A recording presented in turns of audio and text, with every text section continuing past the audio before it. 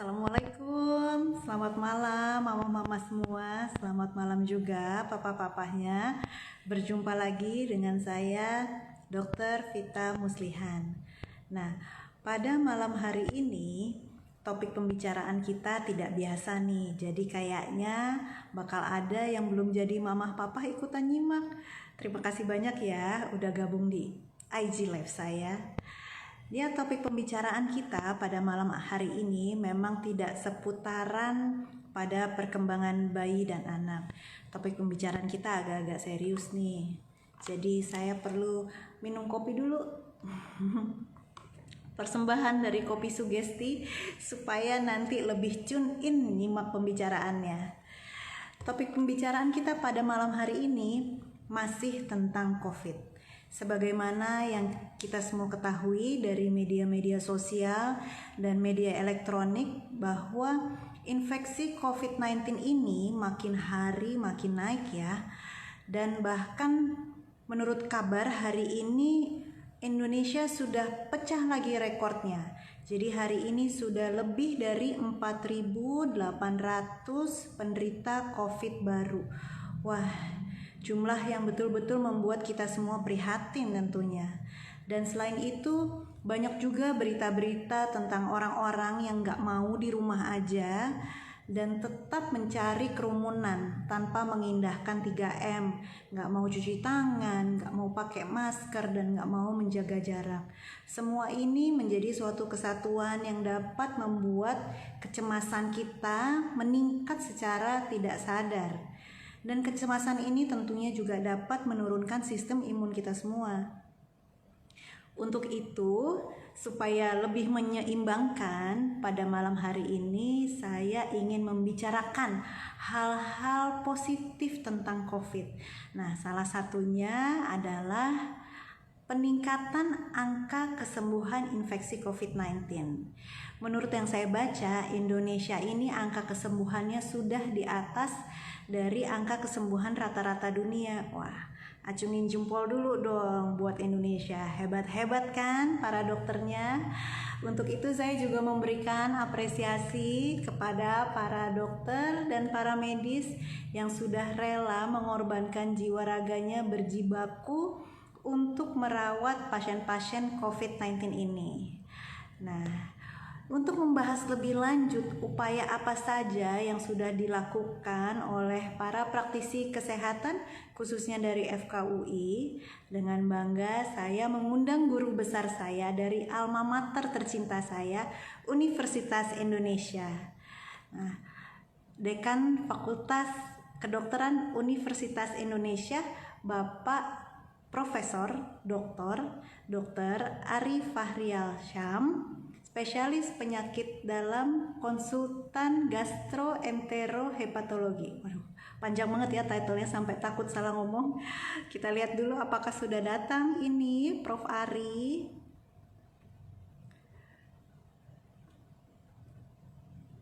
Nah,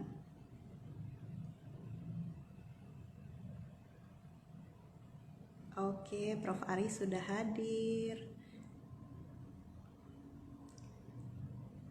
Sebentar.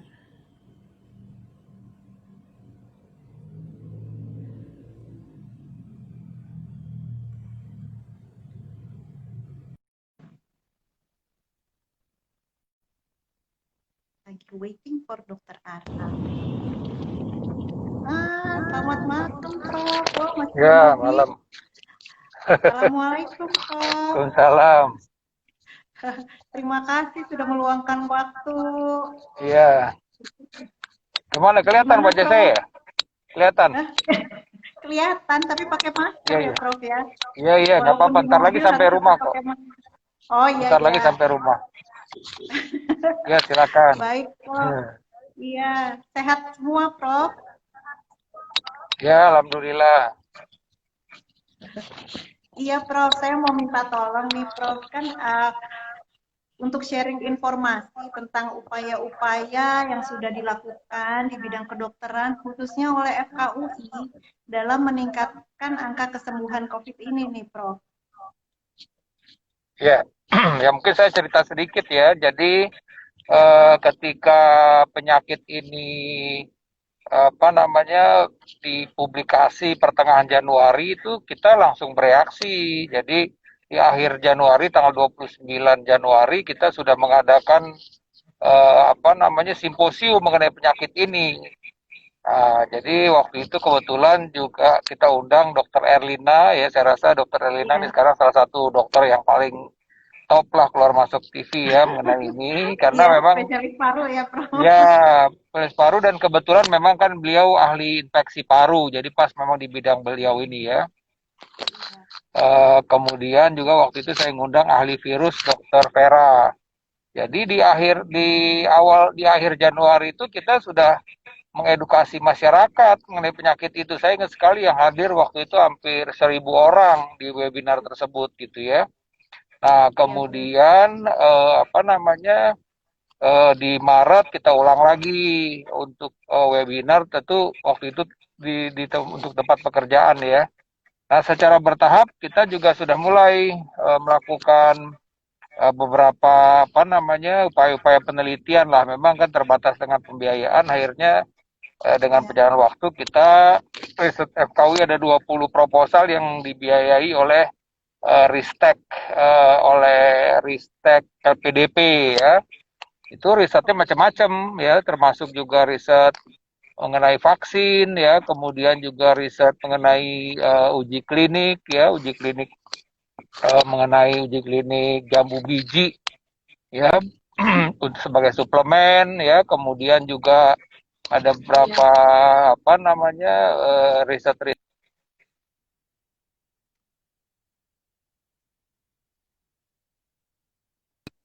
lakukan sepertinya gitu. masalah koneksi. Mas putus ya? Iya, Prof. Iya, terputus tadi sampai jambu biji, Prof. Oke. Jadi jambu biji itu ada ceritanya juga. Ya, jadi kan sekarang ini ada teknik yang kita bilang bioinformatika. Jadi bioinformatika itu setelah kalau nggak salah eh, apa namanya whole genome dari virus ini. Jadi struktur molekuler dari virus ini dipublish di awal Oh, ilmu Maret. genomik ini ya, Prof ya. Ya, jadi kemudian juga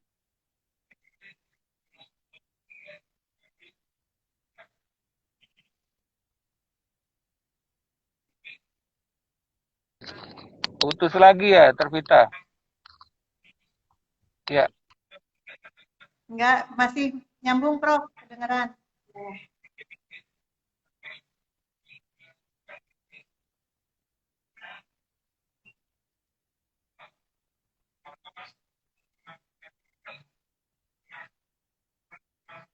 Oh, herbal.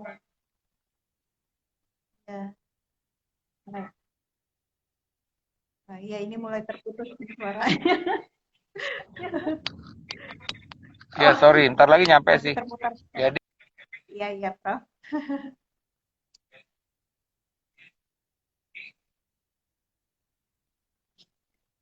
Jadi sampai saat ini yang sudah berjalan penelitiannya ini obat-obatan sepertinya sudah semua dicobakan juga ya, Prof ya, ke pasien-pasien.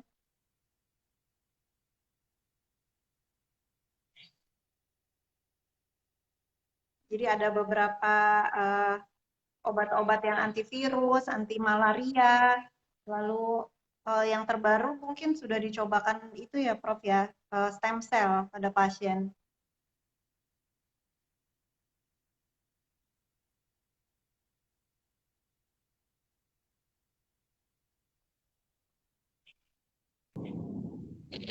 udah bisa lagi. Sudah bisa. Sorry. Ini udah udah stabil sih sinyalnya. Tadi sampai mana? Ya, jadi setelah struktur dari virus ini diketemukan di awal Maret ya, kemudian itu tim peneliti dari FKUI yaitu dari kimia kedokteran, kemudian juga dari Fakultas Farmasi dan juga dari Pusat Studi Biofarmaka IPB itu melakukan riset bioinformatika, jadi melalui komputer gitu ya, simulasi komputer. Dan kemudian disitulah keluar bahwa ternyata yang cocok dengan virus tersebut dan herbal yang ada di kita yaitu jambu biji, kemudian daun kelor dan kulit jeruk gitu. Nah, Oh, itu rame juga itu kita bikin konferensi pers waktu itu. Jadi sempat sempat di ya kan dulu kan sebelumnya kan ada juga informasi mengenai penggunaan macam-macam ya, tapi iya. itu tidak berdasarkan bioinformatika. Nah, yang kemudian yang studi kita itu memang berdasarkan bioinformatika, jadi machine learning. Nah, sekarang ini sedang dilakukan uji coba, uji klinik dengan jambu biji sebagai suplemen dan teman-teman di IPB juga melihat lebih detail lagi apa sih struktur dari jambu biji itu, kenapa kok memang baik. Saya sekarang sih pribadi kalau memang kebetulan ada yang apa namanya jual jambu, saya pasti beli tuh sekarang tuh. Oh iya banyak Prof sekarang. Iya, Jambu biji yang merah itu kan sama kayak sering dipakai untuk pasien-pasien demam berdarah itu kan Prof. ya dulu ya jambu biji betul. Jadi nih kita sekarang pakai buat COVID nih. Artinya prevention yang mencegah. Cuman gini, ikhtiar kan namanya ikhtiar begitu ya. Iya, Nah, iya. itu kemudian juga di awal-awal kan ya itu riset-riset lain yang sekarang lagi di benar-benar lagi jalan ongoing itu riset mengenai stem cell ya itu juga dikerjakan oleh Iya. teman-teman di apa namanya di klaster stem cell, kemudian juga dengan plasma konvalesen. Ini plasma konvalesen kemarin saya dapat info sudah 32 pasien lagi dikerjakan, ini tinggal menunggu apa namanya hasilnya aja nih kalau nanti perjalanannya bagaimana ya. Jadi itu dua itu dan kemudian uji klinik Avigan kalau pernah dulu dengar obat yang di Oh Pak, iya, Pak Afigan. Jokowi. Nah, itu juga kita lagi teliti juga tuh di FKUI, kemudian di Persahabatan dan di beberapa rumah sakit gitu. Karena saya udah sampai rumah sakit. Iya, Prof.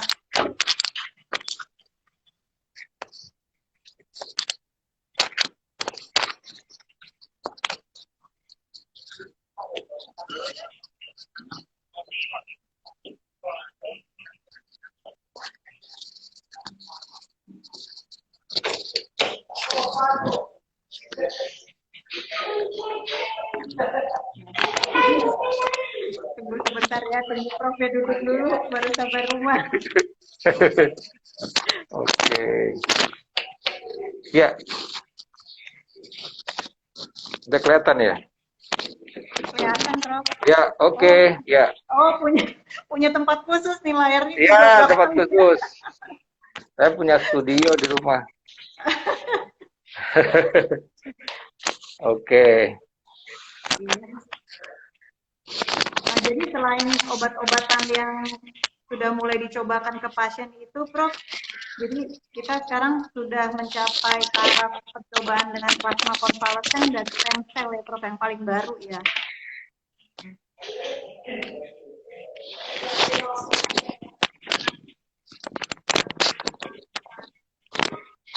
Ya, oke.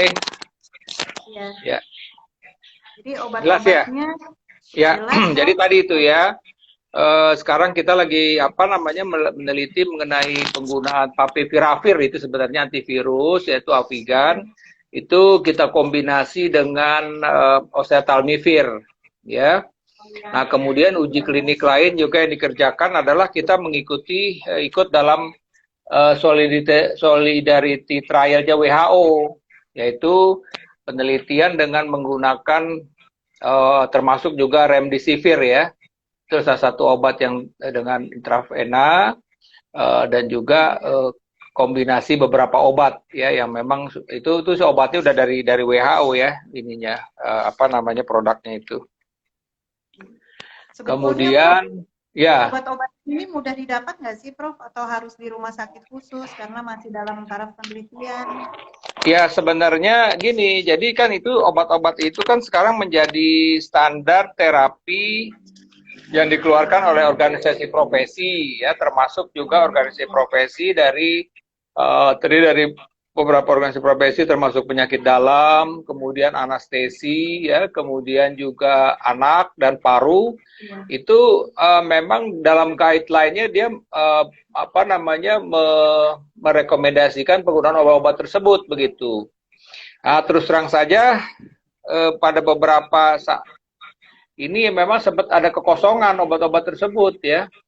Jadi seperti Favipiravir juga ya, Avigan juga ini agak susah dicari ya, oseltamivir juga susah. Jadi terus terang saja apalagi kondisi Jakarta yang seperti saat ini, otomatis itu juga akan menyebabkan eh, karena pasien makin banyak, tentu keterbatasan obat juga. Karena obat-obat itu kan semua obat diimpor gitu loh.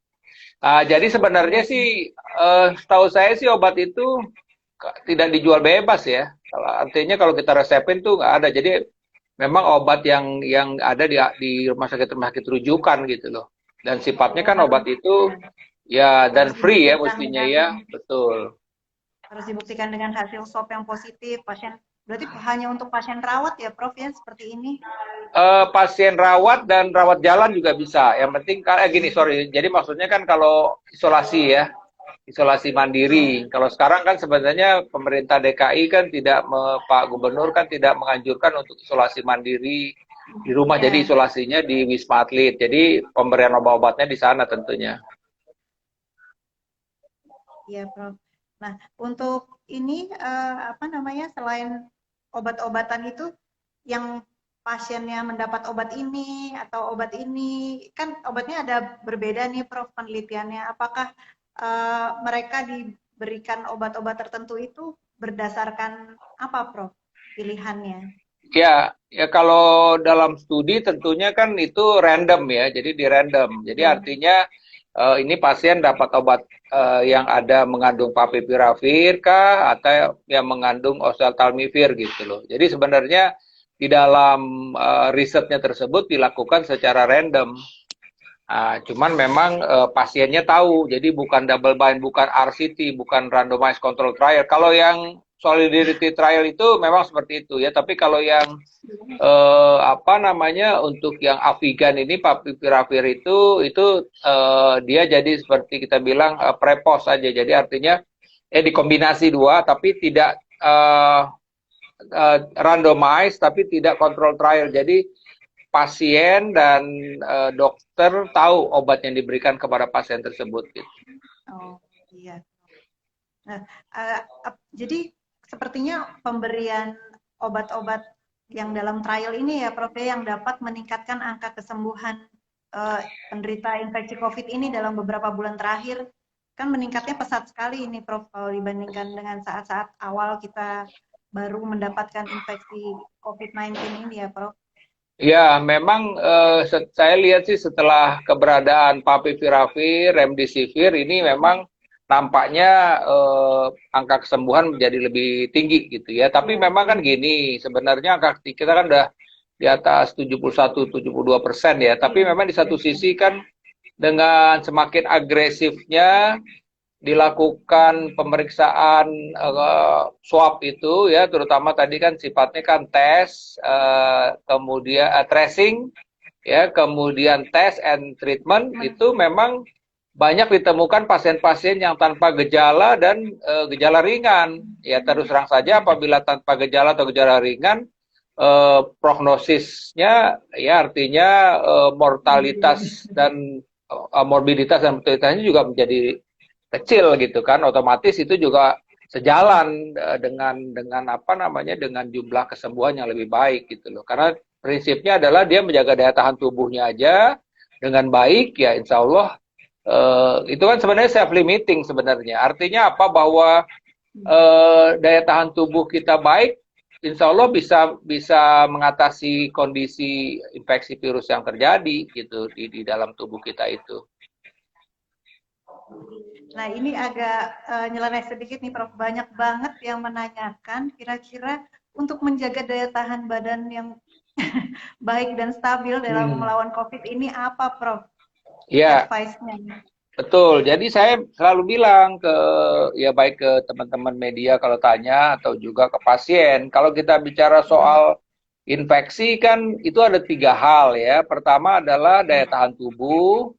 kemudian yang kedua adalah jumlah virus, dan yang ketiga adalah lingkungan. Ya, sekarang kita bicara soal yang sebelum kejahatan tubuh, lingkungan aja. Sekarang kalau kan banyak tuh klaster-klaster kantor ketemu kan ya, ternyata memang kondisi ruangannya yang tidak sirkulasi udaranya tidak baik gitu misalnya. Kan sering misalnya dia di dalam ruang-ruangan pas ya kita ambil contoh lah, pantry itu kan sebenarnya umumnya pantry itu di pojokan ya kan. Kemudian kondisi ruangannya ya sekedar lah gitu ya, dan cenderungnya di belakang dan tertutup. Nah itu sebenarnya di situ. Dan kalau di pantry itu kan ngumpul-ngumpul, buka masker, nah disitulah lingkungan yang tidak sehat sehingga bisa terjadi penularan. Kemudian kedua bicara soal virus ya, sekarang kan angka DKI aja kan udah positive rate-nya kan 15%. Artinya apa? Dalam 10 orang itu 1 sampai 2 orang yang positif kan begitu. Jadi dan kalau kita bilang ya 1 orang 2 dalam 10 berarti 1 dalam 5 orang lah kira-kira kan begitu. Ini yang mesti diperhatikan. Nah, berarti kemungkinan virus itu tinggi. Nah, sekarang daya tahan tubuh lagi. Daya tahan tubuh itu 3 hal. Pertama, oke lah suplemen-suplemen ya kan. Nah, tapi cuman saya mesti note, saya sebagai dokter penyakit dalam konsultan lambung sering kedapetan pasien yang memang karena cemasnya berlebih-lebihan sehingga macam-macam dikonsumsi, udah minum jahe, lemon lagi kan, minum vitamin C dosis tinggi, akhirnya ya kalau jamu biji relatif lebih aman, maksud saya, jadi akhirnya lambungnya kena, ya kan, kalau jamu biji sih termasuk sehat buat lambung, tapi kalau kayak lemon, kemudian dia konsumsi jahe, tambah lagi vitamin C dosis tinggi, ya otomatis itu akan mengganggu lambung ya kan, udah jelas itu lambungnya bermasalah. Nah, tadi bicara soal suplemen, kemudian yang kedua, daya tahan tubuh juga tidur, istirahat yang cukup. Minimal 6 jam deh sehari gitu ya. Ya kita umumnya dokter-dokter kan juga merubah praktek biasanya mungkin sampai jam 11, jam 12 baru pulang nih. Paling enggak ya kita usahain biar lebih ya cukup tidurnya 6 jam itu ya. Kemudian putus ya. Enggak, masih sambung. Oh, masih nyambung. Oke. Ya, jadi pertama 6 jam ya kan itu. Kemudian hal lain adalah stres. Nah, jadi faktor stres menjadi hal yang penting. Stres itu bisa mempengaruhi daya tahan tubuh. Jadi kalau kita bicara soal daya tahan tubuh, nggak melulu bicara soal apa namanya, ya suplemen, betul. Nah, kemudian juga olahraga menurut saya penting. Ya, olahraga juga meningkatkan daya tahan tubuh. Jadi ini hal-hal yang memang harus diperhatikan buat masyarakat ya. Jangan merasa kalau sudah minum suplemen udah aman. Belum. Anda stres nggak? Berlebih-lebihan nggak? Worry-nya, cemasnya itu tinggi apa enggak gitu. Atau ada juga karena takutnya sampai tidurnya terganggu. Nah, kalau itu yang terjadi kan itu bisa jadi masalah ya kan. Artinya saya ambil contoh aja begini, kan banyak juga dokter, ada bukan banyak lah, ada beberapa dokter-dokter yang masih muda, tidak ada komorbid, tahu-taunya meninggal.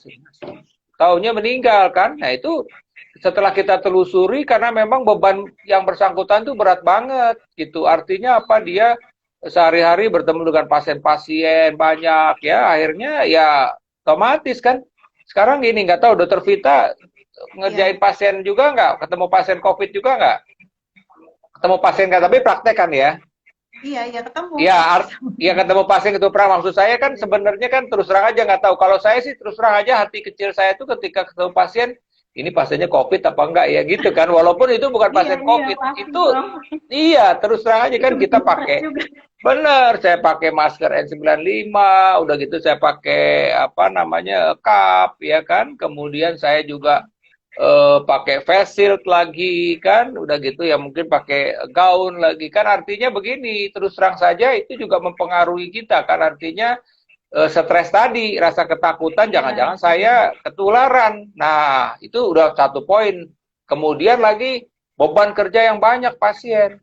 Terus terang saja kan gini ya, kita sebagai dokter juga makanya saya juga pada beberapa kesempatan bilang kita tuh sebenarnya sedih loh ketika pasien kita itu kondisinya memburuk, kemudian bahkan sampai meninggal gitu ya. Jadi artinya ketika dokter itu berhadapan dengan kondisi yang demikian, ya tentu walaupun dia sehat dalam arti kata tidak ada komorbid, Tapi kondisi itu yang bisa dokter itu akhirnya terpapar dengan infeksi itu. Karena sekali lagi ya, ya tadi ya kita berhadapan langsung, kita ada rasa cemas, kalau takut kita tertular, apalagi kalau kemudian kita mempunyai pasien-pasien COVID yang kadang-kadang unpredictable, misalnya kan pasien itu kemarin masih bisa ngobrol, tahu-tahu dalam 1-2 hari perburukan, ventilator ya bertahan 1 hari atau meninggalkan gitu. Itu kan sesuatu hal yang buat kita ya para dokter juga sesuatu apa namanya menambah stres tersendiri itu, gitu kan? Iya, Prof. Tapi ini angka tadinya sih mau mau membicarakan hal yang lebih membahagiakan, Prof. Lebih banyak yang sembuh. Tapi Oh memang iya, banyak juga yang ini ya, Prof. Maksudnya angka angka mortalitasnya kan juga tinggi ini ya, Prof ya. Jadi tapi iya, umumnya ya mereka yang berpulang itu karena memang punya komorbid ya, Prof ya. iya. Jadi memang betul sebagian besar itu karena ada komorbid, ya kan? Misalnya apa ya, mohon maaf lah ini ya PPDS yang di UNER itu kan 2 yang meninggal, satu PPDS anak, satu PPDS penyakit dalam itu Iya, kebetulan obesitas ya. iya. Jadi ini kita ngomong sedikit faktor resiko deh ya, sedikit kita nyinggung ya. Obesitas itu memang cukup signifikan.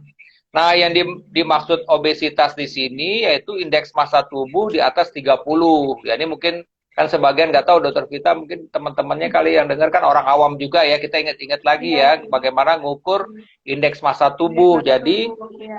kalau berat badan Anda 50 kilogram, misalnya tinggi badan 1,5 kuadrat. Jadi 50 bagi 1,5 kuadrat. Itu hasil indeks massa tubuh.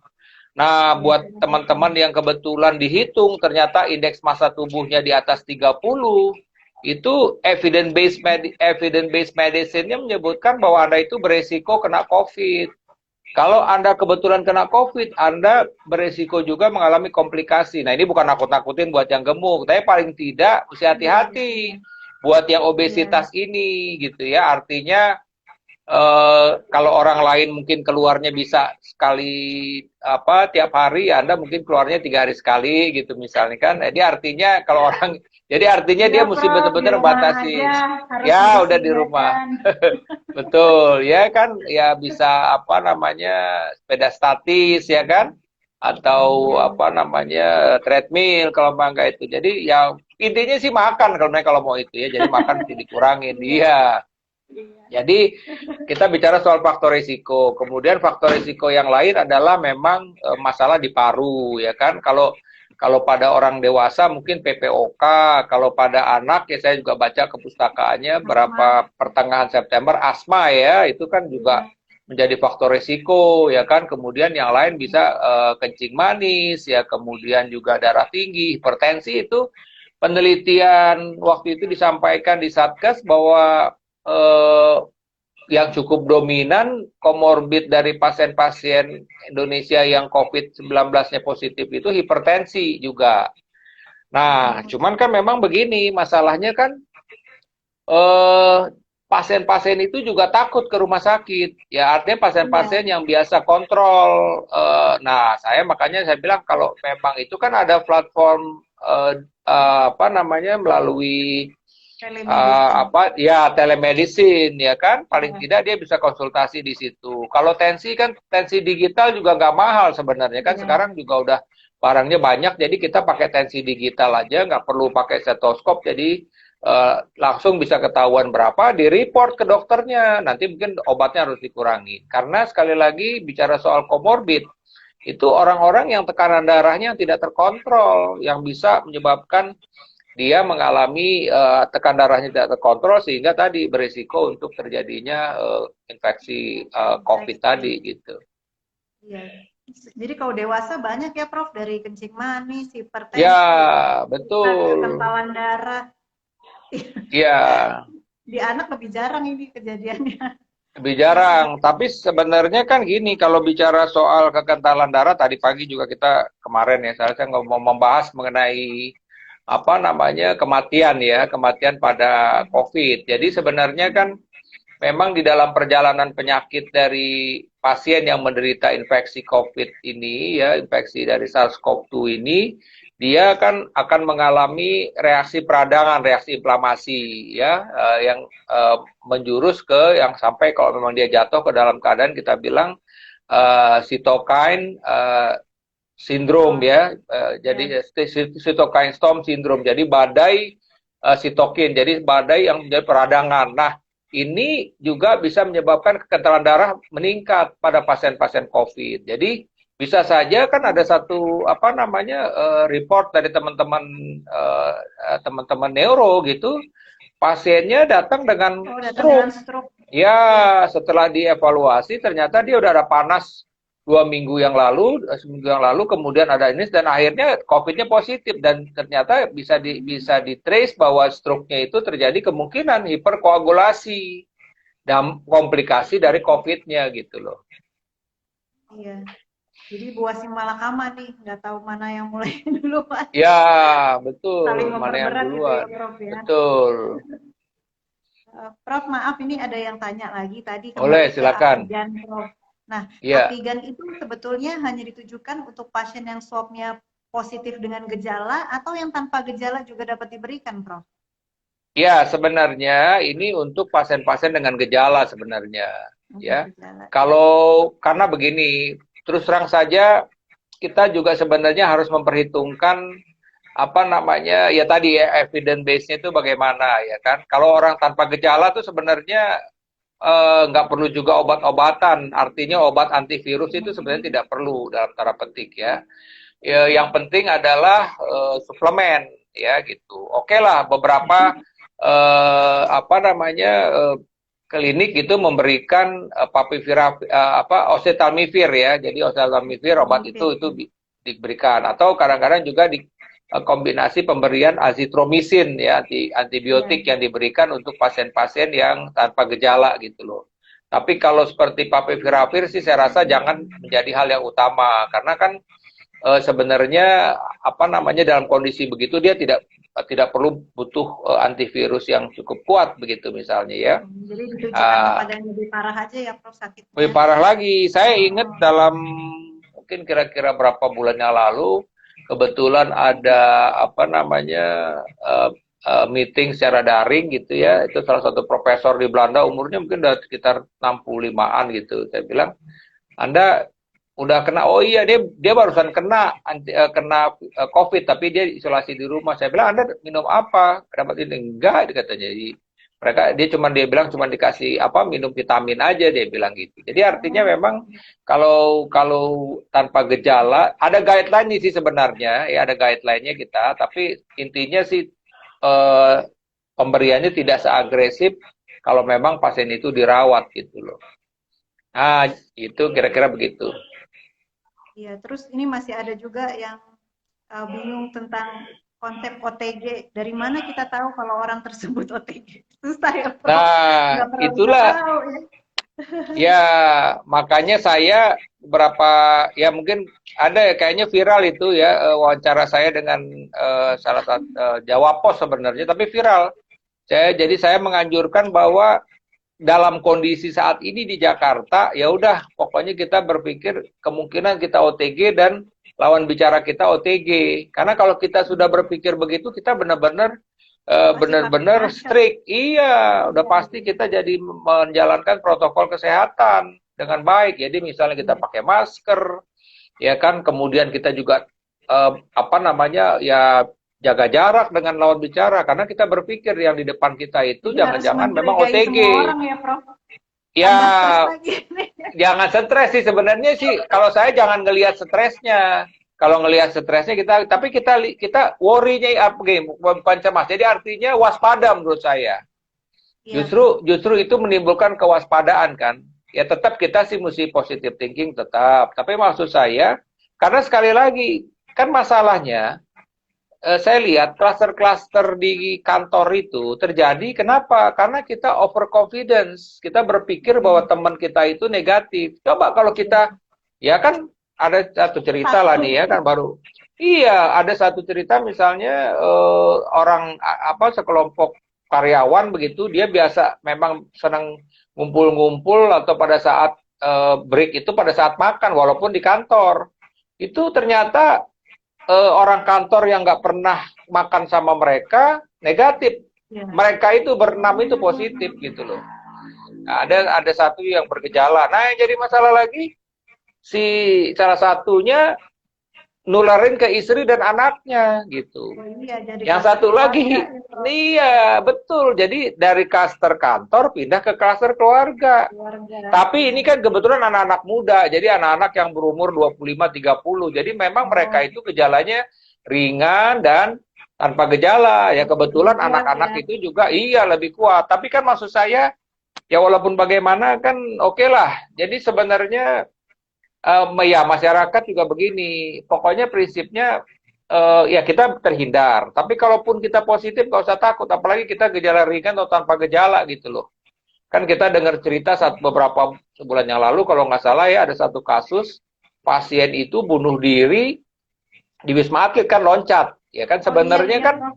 iya kalau saya bilang sih memang mesti dibuat suasana mereka itu nggak usah takut.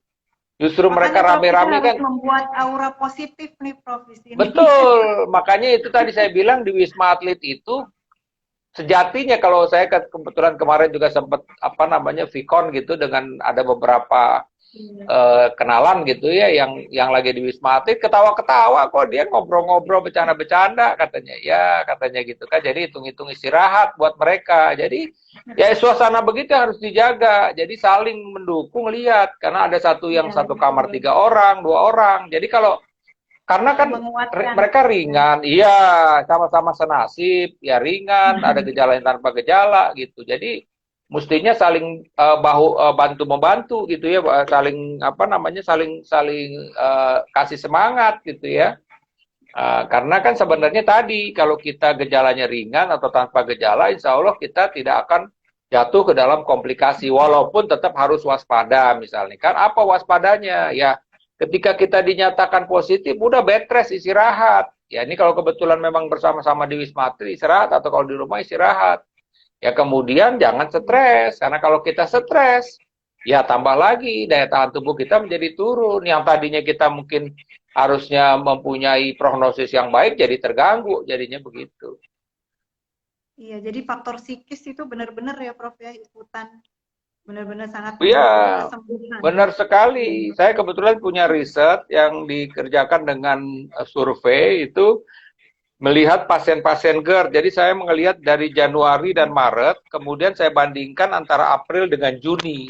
Kan tahu ya, GERD itu adalah penyakit yang berhubungan dengan asam lambung yang disebabkan oleh faktor stres. Nah, riset saya itu membuktikan ternyata pada periode April sampai dengan Mei itu peningkatannya sampai 2 kali lipat dibandingkan Januari Maret itu di tahun 2020 ini. Iya.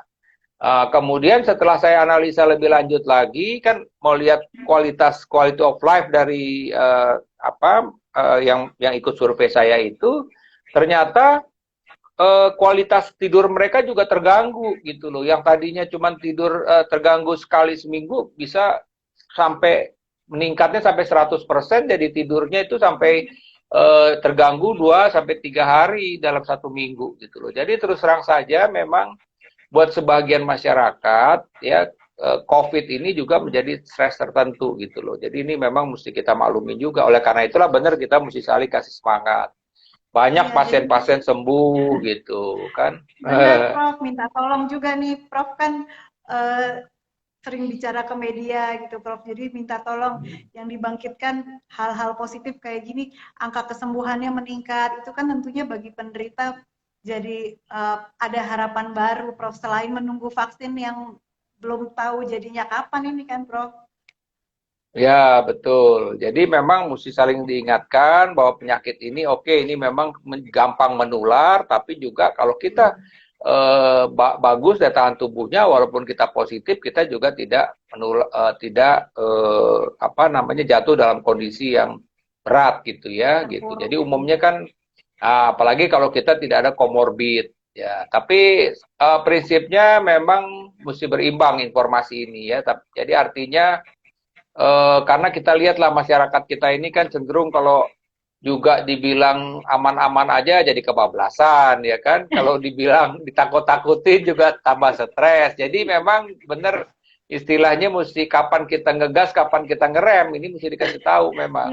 yang sedang-sedang Iya, saja. iya, sedang-sedang aja betul. Karena Lalu Prof, ya susah sih.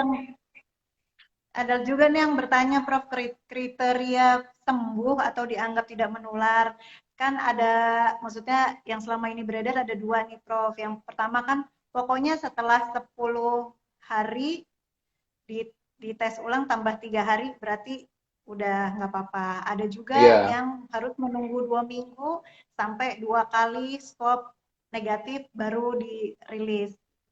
Sebetulnya yang kita lebih memegang yang mana ya, Prof?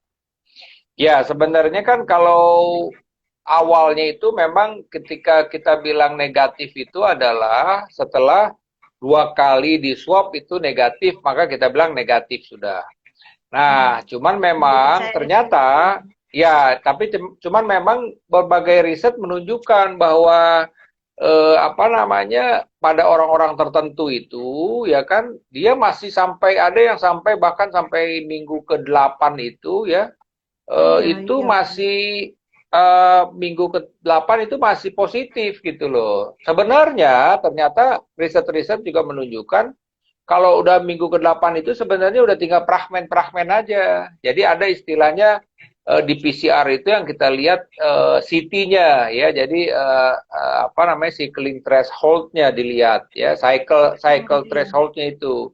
Nah, CT-nya itu menunjukkan kalau dia memang CT-nya di atas 35 sebenarnya aman ya. Apalagi kalau 40 itu memang negatif ya kan, udah negatif kalau di atas 40. Nah, masalahnya memang kan kita ini belum belum bisa ya apa namanya membuat diagnosis PCR itu sekalian dengan viral load jumlah virusnya. Seperti misalnya pada HIV itu bisa ya. Kemudian pada hepatitis C itu bisa kita lihat viral loadnya, hepatitis B itu bisa ya, ini pengalaman saya sebagai seorang dokter penyakit dalam. Tapi memang kalau COVID ini kita belum bisa sampai viral loadnya. Para Nah, jadi sebenarnya kan lihat CT-nya ya. ya betul. Jadi kita mesti lihat di situ. Jadi sebenarnya nah ya dulu begitu. Nah, sekarang karena ada data-data baru tersebut, akhirnya WHO membuat kriteria baru yang istilah sembuh tadi kalau tanpa gejala 10 hari udah aman, nggak usah dites lagi. Kalau dia gejala tadi benar ditambah lagi 3 hari gitu. Jadi free of symptoms dia sudah aman. Karena sebenarnya memang dari riset-riset yang ada, infeksiusnya itu adalah menjelang dia kena bergejala sampai dengan semingguan itu yang memang infeksiusnya di situ gitu loh. Bahkan kan ada cerita pasien-pasien yang tadinya artinya di ICU karena COVID ini, cuman karena sudah ICU isolasi, cuman karena ternyata COVID-nya sudah negatif, dia Iya. bisa dirawat di ICU biasa gitu loh, karena COVID-nya sudah negatif gitu. Jadi memang bisa seperti itu gitu. Cuman kan itu tergantung fasilitas juga ya, artinya kadang-kadang kan apa namanya ya untuk orang-orang tertentu kan penasaran, biar pasti negatif dulu ya silakan. Kalau mau dia Iya, tetap lebih nyaman. nunggu dua Kalau minggu kasus kakak misalnya. saya beda lagi tuh, Prof. Kasus kakak saya. Iya, Jadi kakak saya kan juga kena, ada 2 orang iya, terkena infeksi COVID. Nah, yang salah satu itu diperiksa dari awal, swab minggu pertama, minggu kedua itu hmm, negatif terus, Prof. Tapi hasil iya, parunya udah nggak bagus. Jadi, iya. menurut Prof, memang lebih baik CT scan paru ya untuk menentukan dibandingkan dengan PCR swab sendiri. Ya, jadi kan disebutkan bahwa memang sensitivitas dan spesifisitas pemeriksaan ini itu lebih kuat lagi kalau ada pemeriksaan CT scan, ya kan, CT scan. Iya. CT scan yang khas yang ada GGO. Tapi disebutkan juga bahwa GGO itu ya ground glass appearance itu ternyata nggak juga melulu oleh COVID gitu loh. Iya. Nah, itu jadi ada satu hal lagi. Nah, jadi memang perlu ada beberapa data-data lagi. Misalnya kan, oke, limfositnya, limfositopenia biasanya kan limfositnya rendah, ya kan. Kemudian leukosit bisa rendah, bisa tinggi. Kalau dia memang sudah terganggu hiperkoagulasi, bisa trombositnya rendah. Kemudian apa namanya faktor-faktor koagulasinya meningkat, APTT, PTT kan meningkat. Ini kan dokter kita nih ilmunya nih hematologi kan kayak gitu. Jadi Iya. artinya tuh ada beberapa kriteria lah. Ini sebenarnya kan kita juga ada satu studi, satu riset yang dikerjakan dengan yang kita bilang artificial intelligence ya, intelligence Oh, yaitu AI. ya jadi nanti AI betul. Jadi dengan Iya. CT scan dan foto torak itu nanti sudah kita bisa lihat tingkat apa namanya kepercayaannya itu berapa sampai bahwa ini bilang ini bahwa kemungkinan dia memang COVID-nya positif gitu loh. Jadi sekali lagi ada beberapa data-data klinis. Makanya mungkin kalau klinis Iya. itu masih kita bilang suspek gitu ya atau probable kalau memang dia sudah ini ya kecuali kalau dia memang benar-benar positif kan baru konfirmasi gitu ya. Jadi Iya. artinya ada hasil yang memang meragukan ya klinisnya tidak sesuai dengan hasil swabnya gitu loh.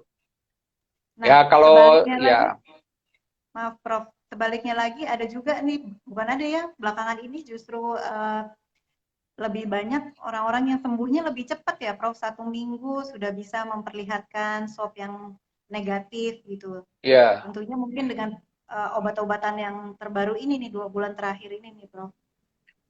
ya jadi betul memang obat-obat tersebut kan disebutkan bisa memperpendek apa namanya memperpendek Durasi mempercepat sakit ya, hilangnya masa virus sakit. ya durasinya Oh tersebut ya. iya.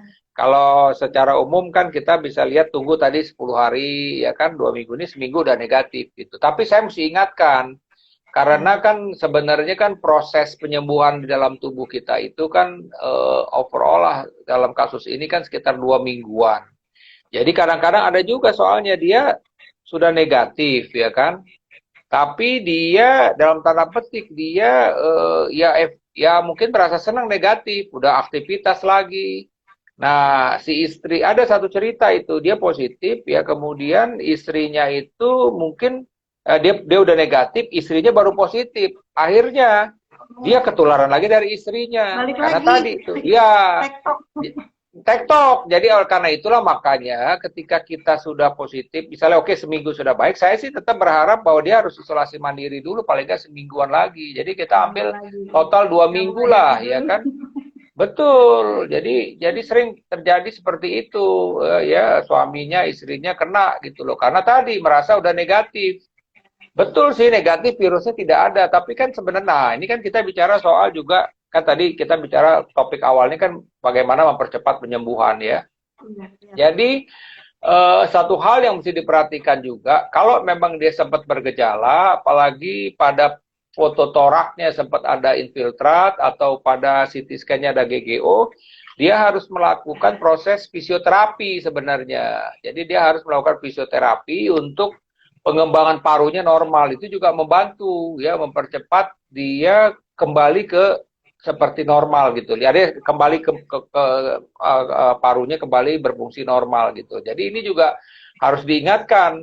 Nah, termasuk juga tadi ketika dia sudah dinyatakan negatif, kan sebenarnya kan pasti ada sesuatu yang terjadi di dalam tubuhnya akibat virus tersebut begitu Jadi ya. belum Bahkan recovery total ya di belum recovery bagian total. Bahkan ada satu studi yang menyebutkan pasien-pasien yang memang mengalami apa infeksi ini, terutama yang sudah terjadi apa reaksi inflamasi, sitokinnya udah meningkat. Sitokin itu reaksi inflamasi itu bisa menyebabkan anoreksia, nggak mau makan, ya kan, bahkan ya. kaheksia, jadi orang itu kurus.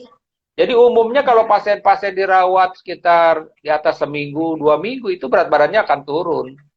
Ya akan turun dia karena memang virus tersebut setelah melalui proses inflamasi, virus tersebut menyebabkan anoreksia umumnya, ya nggak mau makan.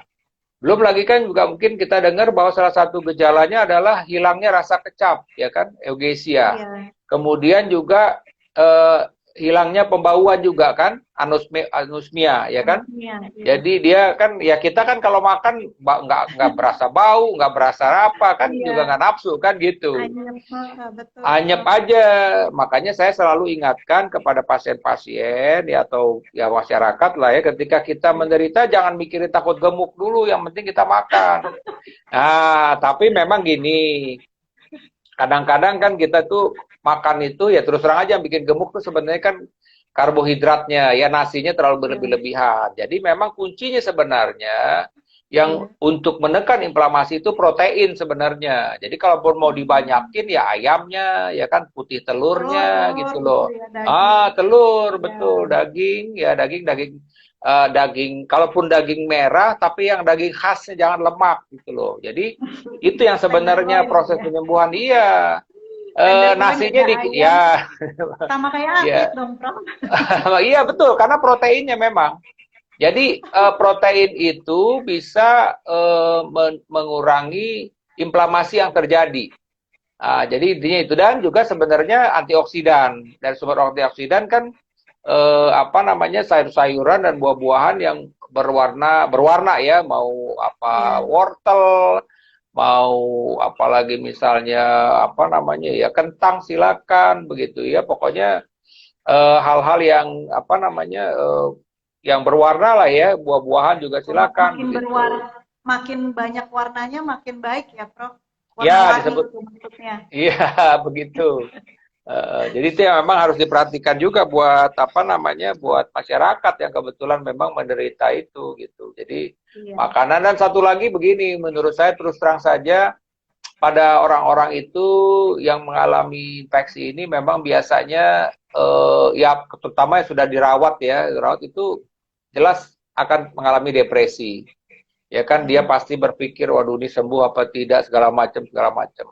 Apalagi yang menambah lagi depresi adalah ketika kita nggak bisa lihat orang yang datang kan. Ya, artinya apakah Sambil ini jalan dokter, sama perawat, ya, iya semua dia pakai ketutup semua ya asma. kan.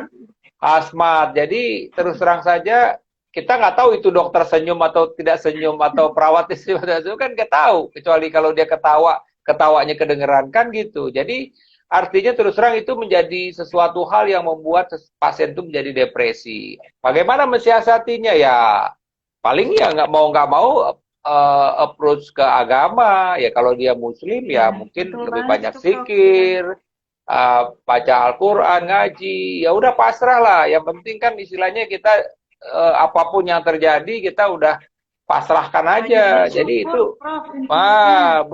bersyukur. Bersyukur dapat rumah sakit, bersyukur dapat obat, bersyukur dapat dokter yang baik. Lebih Ya, banyak yang bisa disyukuri daripada menyesali penyakit ya, Prof. betul. Ya kalau depresi sendiri, apalagi jadi nggak bisa tidur, ya itu akan memperburuk Iya, tambah. memperlambat proses penyembuhannya begitu. Iya. Prof, ini balik lagi tetap yang nanya insist, Prof. Kenapa? Vitamin. Oh Vitamin yang iya, aman buat GERD apa? ya. Jadi saya terus terang saja ya apa namanya sering ketemu pasien-pasien korban dari rasa ketakutan itu ya.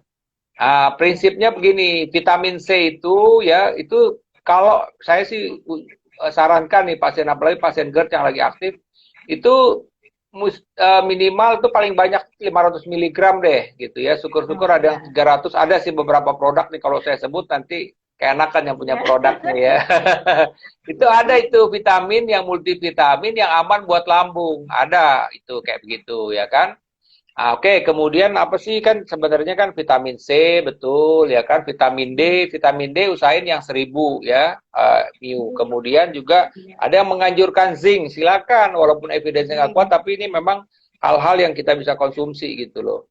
Ya, kalau saya terus terang bagaimana ya sekarang untuk maintenance aja cukup satu multivitamin aja, ya kan gitu. Kemudian tadi ya misalnya silakan kalau teh itu kan juga antioksidan ya kalau memang mau apa namanya jeruk ya kan jeruk peres misalnya malam jeruk dua buah jeruk peres silakan yang manis tentunya kan nggak bikin ini ya itu vitamin C juga cukup tinggi gitu ya banyak mengkonsumsi sayur-sayuran kemudian juga oke mau nambah energi tambah lagi madu sedikit boleh gitu ya jadi arti tapi sekali lagi saya bilang itu adalah suplemen. Tetap kita tidak boleh stres dan tidur cukup gitu loh. Istirahat Kadang-kadang cukup. Ya. terus terang saja ada satu pasien saya mungkin 2 minggu 3 minggu yang lalu ya apa namanya Ya dia sakitnya sih kebetulan apa ya, artinya memang sakit mah segala macam. Akhirnya saya tanya gimana nih ibu ininya gitu. Ya tidurnya kurang kali, stres. Iya kata suaminya. Habis nonton drama Korea sampai jam 2 pagi. Ya repot saya bilang. Habisnya stres saya dok katanya. Habis ya udah minum Stres nonton pengen ketemu drakor jadi. artisnya kalau itu. Oh, iya, makanya jadi akhirnya bermasalah. Artinya ya karena terus terang saja kurang tidur juga asam lambung jadi meningkat. Akhirnya GERD-nya Iya. kambuh karena ya tadi kurang tidur. Ya ternyata bukan apa-apa ya nonton drama Korea itu gitu. Jadi saya rasa begini, Iya, terus Prof. terang memang kehidupan ini ya sebagian ibu-ibu terutama ya udah stres anaknya ngajarin anaknya sekolah ya kan. Terus Iya. terang itu menjadi stres tersendiri. Tapi tolong seberapa stres pun selalu mesti ingat tidur kita mesti 6 jam. Ya kan Iya. stres-stresnya tetap kita mesti artinya ya mesti tadi banyak berzikir ya bersyukur gitu loh ya. Iya, Kemudian tadi betul, Prof. makan. Nah, prinsipnya begini, kalau kita makan itu tetap yang mesti diperhatikan memang karbohidrat tidak boleh tidak boleh berlebihan ya kan. Jadi proteinnya cukup ya kan, lemak ya sekedarnya tapi protein cukup gitu loh. Tapi yang bikin gemuk itu sebenarnya kan karbohidrat dan tetap mesti ada aktivitas. Ya mau Iya, jalan di Prof. Benar. tempat ya kan.